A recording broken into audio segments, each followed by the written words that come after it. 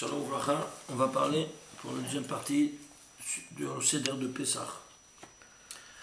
Pour comprendre un peu qu'est-ce qu'on dit, qu'est-ce qu'on doit avoir au Seder de Pessah, il faut passer par une notion. C'est Yom Tov, c'est un jour de Pessah, Yom Tov, et qu'est-ce que c'est Yom Tov? Alors, le Tov, combien ça vaut? Le mot Tov, ça vaut 17. Regardez. Si on prend ici la permutation Adbash, c'est-à-dire on écrit 11 lettres face à 11 lettres. 11 lettres en ordre et 11 lettres à l'envers. Ok? Ça s'appelle, alors la première elle est interchangeable avec la 22e, la deuxième avec la 21e, la troisième avec la 20e. Quand on dit Adbash, on sait dans quel système jongler pour décoder le message divin. Alors, le mot Tov, vous voyez à l'envers, ta tête va bête, il se permute avec les lettres de Nefesh. C'est-à-dire, qu'est-ce que c'est le Nefesh? Eh bien, ce n'est autre que le rayon réfléchi du bien, de la notion de bien. Alors, suivez-moi. Quand on a profané ce bien-là, alors le Nefesh, il est lui sur ta main. Alors maintenant, qu'est-ce qui se passe? Combien ça vaut, top 17, combien ça vaut Nefesh? 430. C'est pour ça que quand on a profané le Tov, alors on va aller en exil 430 ans. Comme ça, Akadosh Baruch Hu, il s'est écrit à la sortie d'Égypte, voilà après 430 ans, les bénis Israël sont sortis de la terre de l'esclavage. On se demande pourquoi 430 ans? On ne comprend pas. Est-ce que vous comprenez déjà vous commencez à avoir une petite aperçu. Pourquoi 430? Parce que c'est le rayon réfléchi. Alors, on a profané, ben on doit payer. Alors, dans ces conditions-là, qu'est-ce qu'on a? Ben alors, maintenant, on doit sanctifier ce Tov pour ne plus retomber de nouveau dans ces catastrophes nationales. Alors maintenant, qu'est-ce qu'on va faire? Eh bien, tu vas voir que l'âme, elle a 17 dargotes. Elle a 17 degrés différents. Ainsi, nous ramène nos chachamim. Ils sont, par exemple, je te rapporte ici les 17. Melachim, ils sont des rois. Tzadikim, ils sont des neviim, des prophètes. Ils sont des chosim, des voyants. Maré Torah, ils sont des maîtres de la Torah. Giburim, des héros. Chassidim, voyez. Et puis les 10 autres, il y en a 7, on a dit, plus les 10 autres ici, dans les séphirotes. Alors, qu'est-ce qu'on a? Tous ces 17-là, 17 catégories, ça forme le Tov. Qu'est-ce que c'est que le Tov? Nous dit Rabbi Shimon Bar Yochai, pourquoi on appelle le mot Tov? Parce que on écrit Tov, tête, Vav, bête. Très bien. Il te dit Rabbi Shimon Bar Yochai, ici il y a les 9 séphirotes, c'est tête. Oui, les 9, tête. Qui vont donner, vous savez que ces 3-là, c'est la tête. Et les 6, avec la Malchut, la 7e, c'est les 7 jours, les 6 jours plus le Shabbat. Okay? Que nous, on fait le tikkun seulement en bas. En haut, on n'a pas profané. Alors, on fait le tikkun seulement pendant les 6 jours et le 7e.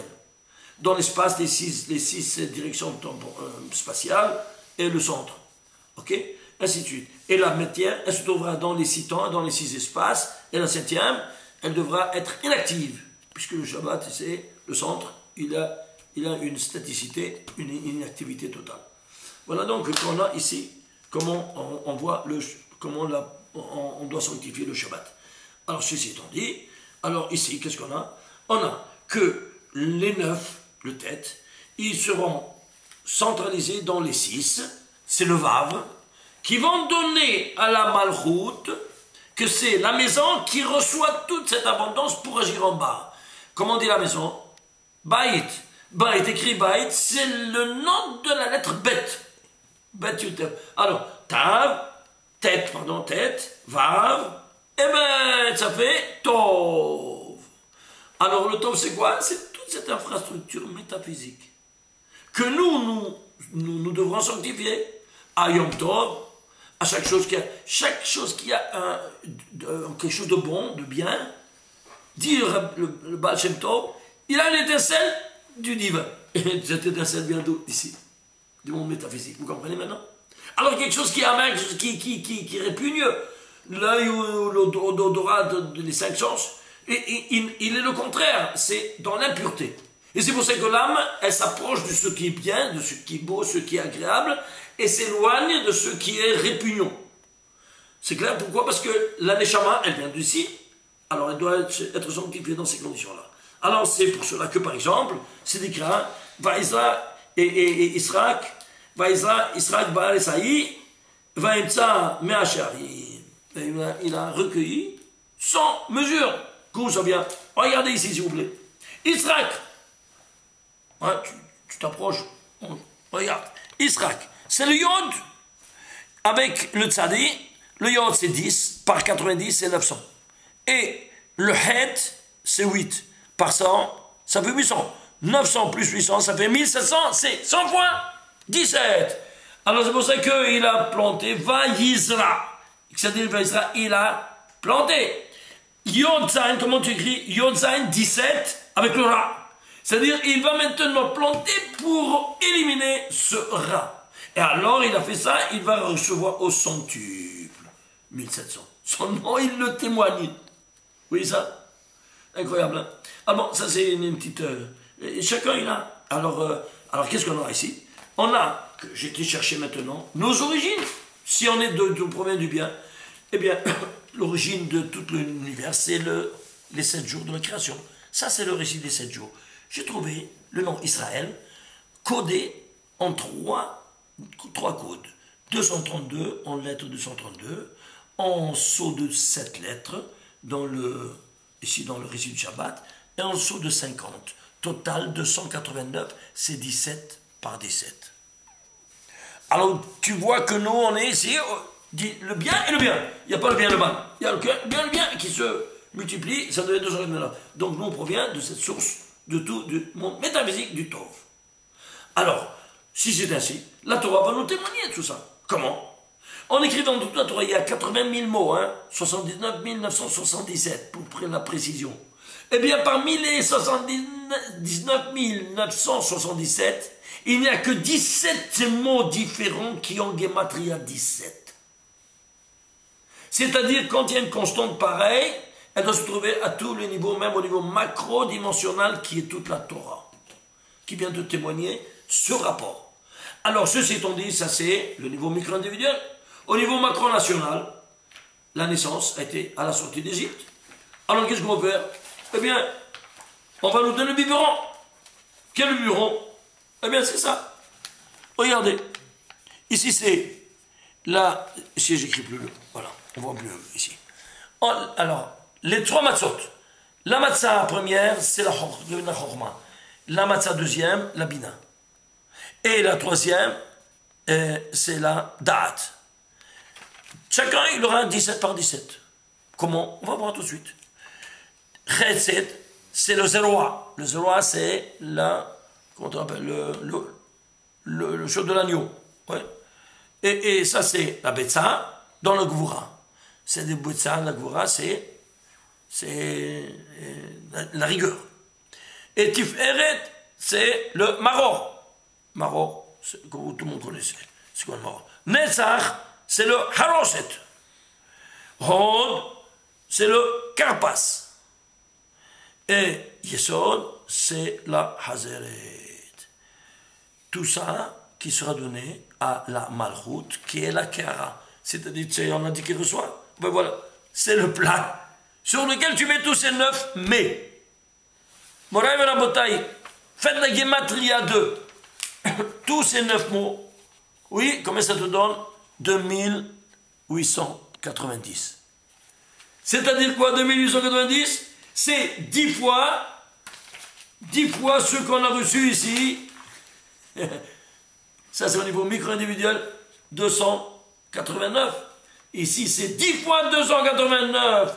Pourquoi? Parce que ça, c'est au niveau micro-individuel, ça, c'est au niveau macro-national. Alors, c'est au niveau macro-national, eh bien, ton biberon sera dans la même mesure d'intensité. Ah, mais alors ça te fait quoi? Que chacun, il aura quoi? 17 par 17, 10 par 17, 17 par 17. Tous les 10 auront quoi? Le bien du bien. C'est clair? Alors dedans, on retrouve tout ça. Imaginez-vous, c'est un menu qui n'a pas changé depuis 3300 ans. Pour la même soirée. Pourquoi? Ça, c'est les ingrédients de ton biberon, de ta materne. C'est clair. Alors, ceci étant dit, alors toi, tu vas prendre du Pessah. Ça s'appelle Pessah. Pé, la bouche, qui va mettre un sar, qui va parler et qui va raconter toutes les merveilles que nous avons passées en sortant d'Égypte. Ça continue, évidemment, parce que si on a ici 10 plus 1, 10 fois sur un espace 17, au niveau national, au niveau micronubien, une fois, ça te fait 11 fois. 11 fois, 17 par 17. Alors tu vas voir que ce paramètre du 11, il sera toujours en constante. C'est comment? Alors vous allez voir, par exemple, qui a fait toute cette histoire? D'où est commencé cette histoire? Pas Yaakov, avec la descente d'Égypte. Mais Yaakov, c'est pas lui qui a fait ça, c'est qui a fait ça? Yosef, qui c'était le 11e fils de Yaakov, qui a 17 ans, a commencé toute l'histoire. Alors 11, 17. Et alors, pourquoi Yaakov, c'est lui qui l'a enfanté? Parce que Yaakov, c'est le Gilgul de Nishmat Adam Arishon, qui va même faire l'acte réparateur de tout ce qu'il a fait dans le Gan Eden, en faute. Alors, qu'est-ce qu'il a fait? Il a mangé, qu'est-ce qu'il a mangé? Le fruit défendu, qui était la Hita. Hita, combien ça vaut? 22. 22. Alors lui, sur la 22e génération, il a apporté la mort en mangeant le fruit défendu. Alors qu'est-ce qu'il doit faire? Eh bien, il doit maintenant souffrir dans ce Gilgul-là, chez Yaakov, souffrir pendant 22 ans la séparation avec Yosef. C'est-à-dire, il sera en deuil 22 ans. Il a payé la faute de là-bas, du goût de la mort, où il a vu que son propre fils, l'aîné qui a tué son fils cadet, maintenant il a payé ses 22 ans, maintenant il retrouve son fils, de nouveau, cette fois en Égypte, mais 17 ans, maintenant tout de bien, avant de quitter ce monde-ci. Alors on voit ici que ce 11e enfant, il va vivre 110 ans, n'est-ce pas? Pourquoi 110 ans? Parce que 110, c'est 10 fois 11. Il va se rêver, je vais dire quelques-uns, il va rêver d'être une gerbe de blé. Et combien des herbes vont se prosterner à lui? 11 herbes de blé. Et ces 11 herbes de blé, c'est quoi? C'est le mal qui le voulait à mort. C'est parce que dans la Hita, c'était le fruit du bien et du mal. Il y a 11 étincelles de bien et 11 étincelles de mal. On les a mélangées quand on a mangé. Et maintenant, il s'agit de les séparer. C'est pour cela que maintenant, faire ce triage, il sera fait par la malédiction, avec la sueur de ton front, tu vas travailler. Et alors, pour que le blé, il vienne du pain, eh bien, tu dois faire 11 travaux. Toujours 10 et 1. La 10 travaux techniques, et la 11e, c'est mettre dans le four, qui englobe tous. Ainsi, chacun de nous doit faire ce tikkun, doit prendre le pain avec ses 10 doigts, son corps c'est 11, et il va faire une bracha. De combien de mots? Baruch ata Hashem, kenu melech haolam, hamotzi lahamin haaretz dimo, ou le 11e, Amen, qui vient de l'externe. Alors tu vois, ça sur de la parole, ça sur de l'action. Tous les ingrédients, pensée, parole, action, doivent intervenir dans chacun de nous qui fait ce tikkun, n'est-ce pas? Qu'on avait notre étincelle d'âme chez Adam pour l'homme et chez Chava pour la femme. Et chacun doit faire la même chose. Ah, c'est pour ça qu'il doit purifier avant tout ses mains avec l'Netilat Yadayim, n'est-ce pas? Avant de toucher ce pain, le manger. Et ainsi de suite. Alors, on a ici, qu'est-ce qu'on a? On voit d'ici cette dimension incroyable de ce 11 qui retourne et qui se retrouvera 11 avec les 17 ensemble. Où ça? On doit prendre par exemple le pain et on doit le tremper dans du sel. C'est pas le sel qui doit tremper, il doit tremper. Pourquoi dans du sel? Parce que le pain, on a dit, c'est quoi? Comment on dit le pain en hébreu? Lahem. Lahem, c'est le mot lohem. Lohem, c'est quoi? Guerrier. Pourquoi guerrier? C'est un symbole de guerre, le pain. Comment le symbole de guerre? Tu sais combien de guerres il a fait, ton père, pour amener ce bout de pain sur la table? Dans le monde des affaires et tout, c'est une guerre quotidienne. Quand tu vas pousser, et toi, enfant, tu vas te rendre compte toi aussi quand tu seras père. qu'est-ce que ça portait? Le pain sur la table. Alors, si c'est lahem, lohem, il n'y a rien, alors tu dois le transformer en paix. Et comment? Et tu vas te plonger dans le sel. Pourquoi le sel est symbole de paix? Parce qu'il nous dit le Kriyaka, il y a deux éléments les plus puissants de la création universelle, qui est le feu et l'eau. Mais ces deux, ils ne peuvent pas subsister ensemble. Qui est le plus fort? Le feu ou l'eau? C'est l'eau qui éteint le feu. Ah, mais il y a un élément qui fait la paix entre eux. C'est qui? Eh bien, c'est le sel. Comment? Le soleil fait évaporer l'eau de la mer. Ça reste, quoi donc? Le sel. Alors le sel fait le shalom entre les deux. C'est pour ça que sur ta table, jamais le sel doit manquer. Alors, qu'est-ce que c'est? Tu vas prendre cet objet-là de guerre, tu vas le tremper dans un mikvé de paix. Alors tu pourras manger à 3 reprises, parce que tu fais qu'une action à 3 reprises, tu fais une hazaka, une acquisition ab aeternum de cette action-là. Tu le transformes en paix. Alors tu peux nourrir ton corps et tu peux nourrir ton âme, ainsi de tous les autres. Chaque fois que tu donnes à chacun, tu dois le tremper à 3 reprises.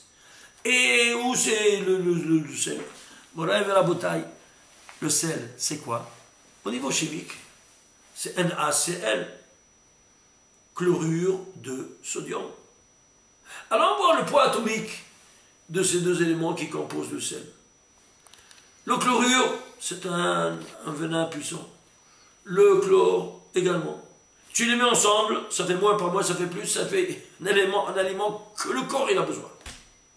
Alors le sodium, il a 11 électrons et le chlorure 17. Le 11e enfant et qui a 17 ans, le bien que tu as commencé. C'est 11 étincelles de sainteté, n'est-ce pas, qui sont tout en bien en 17. Et tous sera représenté ici par ce bout de sel que toi tu as sur ta table. Et quand on commence, vous devez savoir, on va maintenant à l'entrée le premier jour, le deuxième jour de Pessah, il faut compter le Sfirat HaOmer. Et Sfirat HaOmer, alors on doit tenir un petit bout de paquet de sel. Et pourquoi? Parce que ça représente un avant-goût de ce que tu vas recevoir 50 jours après. C'est quoi? La Torah. C'est quoi? Celui qui étudie la Torah, il ne fait qu'apporter la paix dans le monde. Ah, mais c'est tout? Ah oui, c'est pas tout. Regarde même, les non-juifs, ils ont voulu repartir la Torah en chapitres, selon les sujets. Et le Rahamim, ils ont accepté parce que c'est le pshat du pshat. Ok? Alors, vous savez combien de chapitres il y a dans toute la Torah? 187 chapitres. Et pourquoi 187? Parce que tu fais 11 par 17, ça te fait 187 chapitres. C'est-à-dire quoi? Tu attrapes au premier jour ce que tu vas recevoir 50 jours après, un avant-goût de ce que tu vas recevoir 50 jours après à Shavuot, et 187 chapitres. De là, on voit comment il y a toute une cristallisation de toutes ces valeurs qui sont dans la Torah, au niveau métaphysique. Tu les vois maintenant en action, par des symboliques pareilles, où personne ne parle rien du tout, tellement c'est évident, et que malheureusement, rien n'est évident si on n'étudie pas le Sod qui nous explique toutes ces dimensions. Je m'arrête ici, il y a tellement d'autres choses à dire. La semaine prochaine, Bezrat Hashem, on va s'entendre. Shabbat Shalom.